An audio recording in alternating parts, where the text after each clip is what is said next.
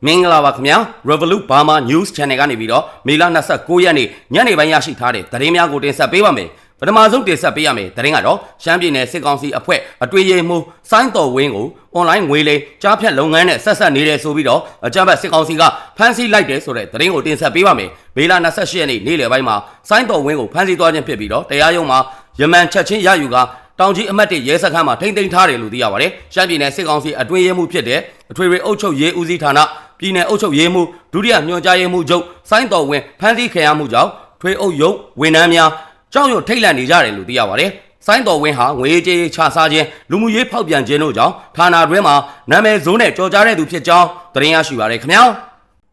နောက်ထပ်တင်ဆက်ပေးရမယ်သတင်းကတော့စကိုင်းတိုင်းရင်းမာပင်မြို့အနီးမှာရှိတဲ့အကြမ်းဖက်စစ်ကောင်စီရဲ့ကင်းဘုံကိုနှစ်ကြိမ်တိုက်ခိုက်ရာစစ်ကောင်စီဘက်က6ဦးသေဆုံးခဲ့တယ်ဆိုတဲ့သတင်းကိုတင်ဆက်ပေးပါမယ်မေလ28ရက်နေ့ည7:00နာရီခွဲကနေပြီးတော့12:00နာရီအထိရင်းမာပင်မြို့တောင်ဘက်မှာရှိတဲ့အကြမ်းဖက်စစ်ကောင်စီရဲ့ကင်းမုံကိုတော်လိုင်းတပ်ဖွဲ့များကတစ်ဖက်ပွင့်မိုင်းများနဲ့လက်နက်ငယ်များနဲ့ပစ်ခတ်တိုက်ခိုက်ခဲ့ပြီးတော့အကြမ်းဖက်စစ်ကောင်စီတပ်သား6ဦးသေဆုံးခဲ့တယ်လို့သိရပါတယ်အလားတူပဲမေလ28ရက်နေ့ညနေ4:00နာရီခွဲအချိန်မှာရင်းမာပင်မြို့ဆိုင်းဘုတ်အနီးမှာအကြမ်းဖက်စစ်ကောင်စီရဲ့ကင်းမုံကိုတော်လိုင်းတပ်ဖွဲ့များကထပ်မံပြီးတော့တစ်ဖက်ပွင့်မိုင်းများနဲ့တိုက်ခိုက်ပြီးတော့အပြန်အလှန်ပစ်ခတ်မှုတွေဖြစ်ပွားကစစ်ကောင်စီတပ်သားများထိခိုက်သေဆုံးမှုရှိမရှိကိုတော့အတိမပြုတ်နိုင်သေးဘူးလို့သိရပါတယ်၎င်းတိုက်ခိုက်မှုကိုချင်းတွင်တိုးနေရ PDF နဲ့ဒေါင်းမင်းတရင်ခွဲနှစ်တို့ကပူးပေါင်းလှုပ်ဆောင်ခဲ့ပြီးတော့တော်လိုင်းရဲဘော်များအထိကိမရှိပြန်လည်ဆုတ်ခွာနိုင်ခဲ့တယ်လို့သိရပါတယ်ဒါအပြင်ပဲခူးတိုင်းမင်းလာမြို့နယ်ဘိုးယုံတန်းရက်ကွက်မှာရှိတဲ့မြို့နယ်အုပ်ချုပ်ရေးမှုရုံးကိုတပ်ဆွဲထားတဲ့စစ်ကောင်စီတပ်သားများကိုဘုံခွဲတိုက်ခိုက်ရန်လှုပ်ဆောင်နေတဲ့အချိန်ပြည်သူတွေရှိနေတဲ့အတွက်ကြောင့်ဖျက်သိမ်းခဲ့ရကြောင်းတာယာဝတီခရိုင်တရင်3832ကပြောကြားထားပါတယ်မေလ28ရက်နေ့မနက်9:00နာရီခန့်မှာမင်းလာမြို့ပေါ်မှာရှိတဲ့ထွေအုပ်ရုံးမှာတပ်ဆွဲထားတဲ့အကြမ်းဖက်စစ်ကောင်စီတပ်သားများကိုဘုံခွဲတိုက်ခိုက်ရန်လှုံ့ဆော်နေတဲ့အချိန်အကြမ်းဖက်စစ်ကောင်စီတပ်သားများအနီးကိုပြည်သူတချို့အချိန်ကရောက်ရှိလာတဲ့အတွက်ကြောင့်ဖောက်ခွဲတိုက်ခိုက်မဲ့အစီအစဉ်ဖျက်သိမ်းခဲ့ရတယ်လို့သိရပါတယ်။၎င်းတိုက်ခိုက်မှုကိုတာဝရီခိုင်တရင်3832နဲ့တပ်ခွဲ4မြေအောက်ပြောက်ကြားတပ်ဖွဲ့အုပ်ဖို့ရဲဘော်များကဖောက်ခွဲရန်ကြိုးစားခဲ့ခြင်းဖြစ်ပြီးတော့အခက်အခဲများကြားတွေကနေပြီးတော့အသက်နဲ့ရင်းကအချိန်ယူပြင်ဆင်ခဲ့ရတော့လေပြည်သူများထိခိုက်မှုမရှိစေရေးအတွက်ဖျက်သိမ်းခဲ့ရခြင်းဖြစ်တယ်လို့အသိပေးထားပါတယ်ပြည်သူများအနေနဲ့စစ်စင်ရေးအောင်မြင်စေဖို့အတွက်စစ်ကောင်စီတပ်ဖွဲ့ဝင်များရဲအုပ်ချုပ်ရေးမှုများယာအိမ်မှုများဆယ်အိမ်မှုများပြူစောတိစတဲ့စစ်ကောင်စီလက်အောက်ခံတပ်စခန်းများရုံးများအနည်းကိုတွာလာနေထိုင်ခြင်းမပြုလုပ်ကြခြင်းဖြင့်ပူးပေါင်းပါဝင်ပေးကြပါရန်မြစ်တာရက်ခံထားကြောင်းသတင်းရရှိပါရခင်ဗျာနောက်ထပ်တင်ဆက်ပေးရမယ်သတင်းကတော့မန္တလေးမြို့မဟာအောင်မြေမြို့နယ်ကျောင်းမြရတနာရောင်းဝယ်ရေးစခန်းအတွင်းမှာရှိတဲ့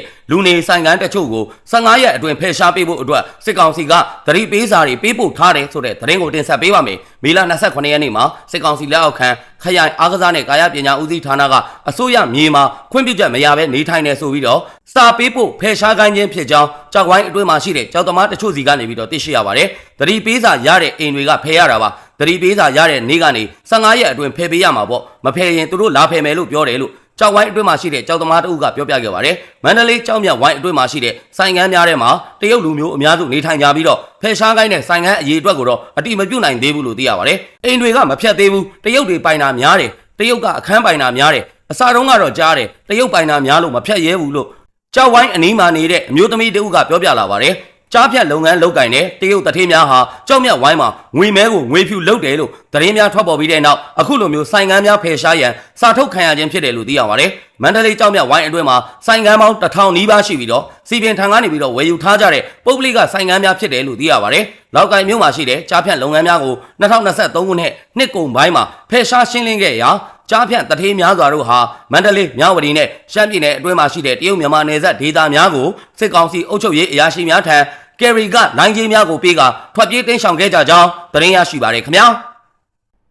နောက်ထပ်တင်ဆက်ပေးရမယ်သတင်းကတော့အေယာဝတီတိုင်းငပူတော်မြို့နယ်ဟိုင်းကြီးကျွန်းမြို့မှာစစ်ကောင်စီခန့်ရက်ကွက်အုပ်ချုပ်ရေးမှုနဲ့အဖွဲ့ကအသက်ပြည့်ပြီးတဲ့လူငယ်များစစ်မှုထမ်းဖို့အတွက်နေအိမ်များကိုအကြောင်းကြားစာများပို့ပြီးတော့ရက်ကွက်ရုံးကိုလာရောက်ပြီးစစ်မှုထမ်းဖောင်များကိုဖြည့်ခိုင်းနေတယ်ဆိုတဲ့သတင်းကိုတင်ဆက်ပေးပါမယ်ရက်ကွက်ထဲမှာရှိတဲ့လူငယ်များကိုချင်းချောက်ကဖောင်ဖြည့်ခိုင်းနေတဲ့စစ်ကောင်စီခန့်အုပ်ချုပ်ရေးမှုဟာဟိုင်းကြီးကျွန်းမြို့အမတ်တေရက်ကွက်မှာနေထိုင်တဲ့ဦးချစ်တန်းအငိမ့်စားကျောင်းဆရာနဲ့ဆယ်အိမ်မှုဦးစိန်တန်းဦးစိုးကျော်ဦးစေရမြင့်နဲ့ရက်ကွက်စေရေးတို့ဖြစ်တယ်လို့ဒေသခံတွေကပြောဆိုခဲ့ပါတယ် ရွာသိပ်ယုံကိုနိုင်ငံသားစီစီရေးကပ်ပြယူလာရမယ်မလာရင်မိဘအိုထိန်သူတွေကိုပါဖမ်းဆီးအရေးယူထောင်ချမယ်လို့ပြောတယ်လူငယ်အများစုရဲ့မိဘတွေလည်းစိတ်တော့ကရောက်နေရတယ်လို့အမတ်1ရက်ကွက်မှာနေထိုင်သူတို့ကပြောပြလာပါတယ်ဟိုင်းကြီးကျုံမြို့မှာရှိတဲ့လူငယ်အများစုဟာထွက်ပြေးတိမ်းရှောင်နေကြရပြီးတော့လူငယ်တချို့ဟာစစ်ကောင်စီခန့်အုပ်ချုပ်ရေးအဖွဲ့ရဲ့စောင့်ကြည့်ခြင်းကိုခံထားရကတိမ်းရှောင်လို့မရကြဘူးလို့ဒေသခံတွေကပြောဆိုခဲ့ပါတယ်။အုပ်ကြီးကရိုးရိုးပြောလို့မရရင်တနက်နဲ့လာမယ်ဆိုတာမျိုးပြောပါတယ်။ချင်းချောက်ပြောဆိုတာမျိုးတွေပါလုပ်နေတယ်။အရင်တစ်ခါကမဲနိုင်ရတယ်။အခုကမဲမနိုင်ရဘဲနဲ့ဖောင်ဖြစ်ပြီးတော့တန်းခေါ်မှာဒါကြောင့်အရန်စိုးရိမ်နေကြရတာပါလို့အမတ်1ရက်ကွက်ကလူငယ်တအုပ်ရဲ့မိဘဖြစ်သူကဆက်လက်ပြီးတော့ပြောပြခဲ့ပါတယ်။လက်ရှိအမတ်1ရက်ကွက်မှာငွေကြေးမပြည့်စုံတဲ့လူငယ်များစစ်မှုထမ်းဖို့အတွက်ညှင်းဆန်မယ်ဆိုရင်မိဘများကိုထောင်3နှစ်ချမှတ်မယ်လို့စစ်ကောင်စီခန့်အုပ်ချုပ်ရေးမှူးများကချင်းချောက်နေပြီးတော့ငွေကြေးပြည့်စုံတဲ့လူငယ်များကိုတော့စစ်မှုထမ်းဖောင်ဖြည့်ခိုင်းတော်လဲစစ်မှုထမ်းဆောင်ရန်အတွက်ခြံလက်ချင်းတွေကိုလှုပ်ဆောင်ခဲ့တယ်လို့ဒေသခံများရဲ့ပြောပြချက်အရသိရှိရပါတယ်အခုမေလာအတွင်းငပူတော်မြို့နယ်ငရုတ်ကောင်းမြို့မှာလည်းအသက်ပြည့်ပြီးတဲ့လူငယ်များရဲ့နေအိမ်များရှိမှာစစ်မှုထမ်းစရင်ပေးသွင်းကြရန်နဲ့ပြက်ကွက်ပါကအရေးယူခြင်းခံရနိုင်တယ်ဆိုတဲ့စာများကိုစစ်ကောင်စီခန့်အုပ်ချုပ်ရေးမှုနဲ့အဖွဲ့ကလိုက်လံပြီးတော့ကတ်ထားတယ်လို့သိရပါတယ်။ဒါ့အပြင် ARD တိုင်းအတွင်းမှာရှိတဲ့မြို့နယ်အများစုမှာလည်းစစ်ကောင်စီခန့်အုပ်ချုပ်ရေးမှုနဲ့စစ်ကောင်စီတပ်ဖွဲ့ဝင်များကစစ်မှုထမ်းဥပဒေကိုအကြောင်းပြက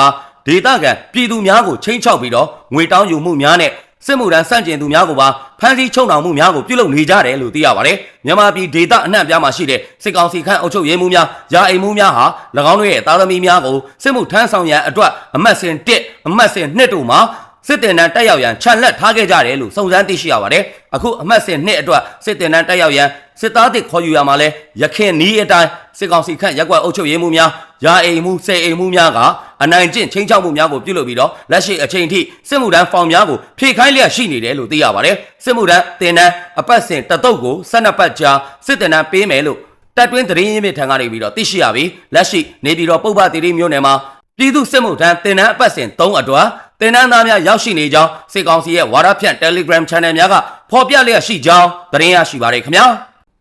ဆက်လက်ပြီးတင်ဆက်ပေးရမယ်သတင်းကတော့လွိုက်ကော်မြို့ရှမ်းမိုင်းရက်ကွက်မှာစစ်ကောင်စီတပ်သားတွေရဲတွေကတခိုးတွေနဲ့ပေါင်းပြီးတော့စစ်ဘေးရှောင်တွေရဲ့နေအိမ်တွေကပစ္စည်းတွေကိုခိုးယူနေကြပြီးတယောက်တော့ခွဲဝေယူနေကြတယ်ဆိုတဲ့သတင်းကိုတင်ဆက်ပေးပါမယ်မေလနောက်ဆုံးပတ်အတွင်းမှာလွိုက်ကော်မြို့မှာနေရက်ပြန်လာတဲ့စစ်ဘေးရှောင်တွေတဖြည်းဖြည်းများလာတာကြောင့်မြို့ကန်တွေအားလုံးပြန်မရောက်ခင်မှာဘဲအိမ်မှာဘာပစ္စည်းရှိတယ်ဆိုတာကိုရဲနဲ့စစ်ကောင်စီတပ်သားတွေကတခိုးတွေကိုအသေးစိတ်ပြောပြပြီးတော့ခိုးခိုင်းနေတယ်လို့ဆိုပါတယ်ရှမ်းမိုင်းရက်ကွက်မှာနေထိုင်သူတအုပ်ကမနေ့ကမှပြန်ရောက်တာအခြေအနေကတော်တော်ဆိုးဆိုးပဲအိမ်တိုင်းမှာဖျားစင်တွေကိုဖျက်ဆီးပြီးတော့ဖျားပန်းအိုးတွေအကုန်ယူသွားတယ်မိသီးတွေကိုဖြုတ်ယူပြီးတော့ပလက်ကောင်းတွေကိုဖျက်ဆီးခဲ့တယ်လို့ပြောဆိုခဲ့ပါတယ်တခိုးတွေဟာမင်းစုနဲ့ဒေါ်နိုကူရက်ကွက်ကဒေသခံတွေနဲ့မိထီလာဘက်ကနေပြီးတော့လာရောက်သူတွေဖြစ်ပြီးခိုးရပါပစ္စည်းတွေကိုချယ်ရီကုန်းမှာရောင်းချနေတယ်လို့နေရက်ပြန်စစ်ဘေးရှောင်တွေစီကသိရပါတယ်။ဒါအပြင်တန်မိုးကြီးဆိုင်ကယ်တွေနဲ့ကားတွေကိုလည်းရဲနဲ့စစ်ကောင်စီတပ်သားတွေကတင်စီသွားပြီးတော့လွိုက်ကော်ဒေသကိုကဲမှုစစ်ဌာနချုပ်ဓာကဆရုံးမှာရောင်းချပေးနေတယ်လို့ဆိုပါတယ်။စစ်ဘေးရှောင်ရာကနေပြီးတော့ပြန်လာပြီးတဲ့နောက်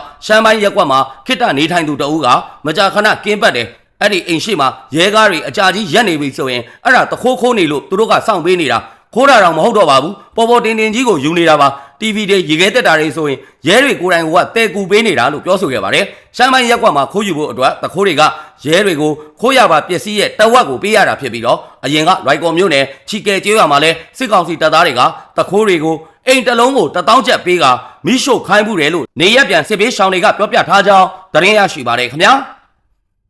အခုလိုမျိုးမြန်မာတနိုင်ငံလုံးမှာဖြစ်ပွားနေတဲ့စီရေးသတင်းနိုင်ငံရေးသတင်းများကိုအချိန်ပေးပြီးတော့နားဆင်ပေးတဲ့အတွက် Revolut Burma News Channel ကနေပြီးတော့အထူးပဲကျေးဇူးတင်ရှိပါတယ်ခင်ဗျာ